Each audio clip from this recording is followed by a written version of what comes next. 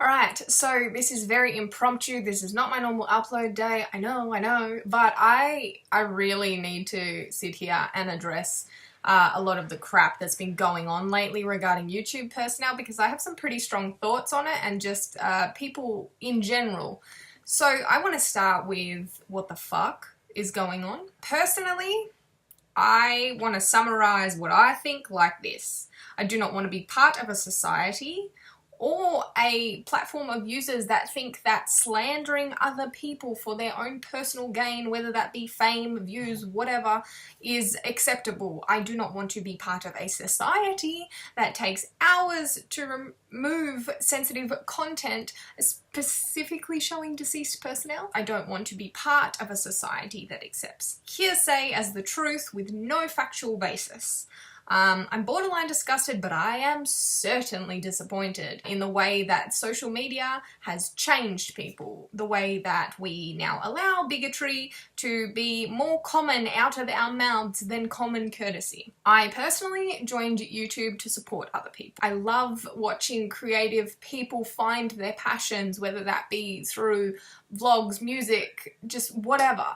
And I also love that the sense of community YouTube brings, because let's face it, there are a lot of people that upload a lot of hard shit and we all resonate with it. So if you haven't already seen, which frankly, how could you not have seen, because it's plastered all over Twitter, the last fortnight has been comprised of a few scandals, namely Logan Paul, who did something very irreconcilably stupid and allowed his better judgment to post a video in the Japanese suicide forest of what presumably was a recently deceased individual. I am sad on that fact that video reached so many people before it was taken down. And yes, he's being reprimanded for it now, and I kind of think that's only because of public pressure, but take that for what you want to take it as. I personally hold accountability of action very high next to integrity.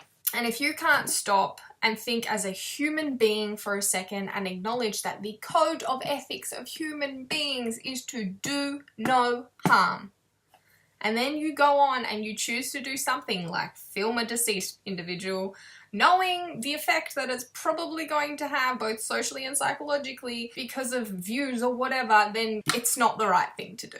More recently, today in fact, Shane Dawson was targeted by a very shitty individual on the basis of insensitive, immature jokes that he made years ago that he has since apologised for several times over the years and has actually, taken it upon himself to change his avenues because he understood that it was something that was wrong, and good on him for doing that. But throwing around words like pedophile, just beyond uncalled for.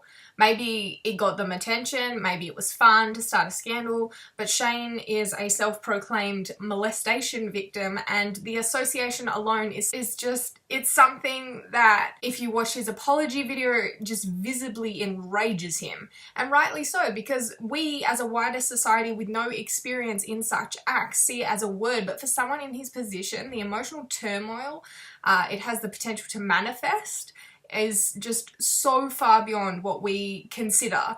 And I speak on the topic from a place of familial understanding, and it's not right. So what's my point? What's my point in all of this? The point is, if you are the type of person that thinks the world owes you something and the way that you're going to get it is by shaming and disrespecting other people and cultures, take a good, hard look at yourself.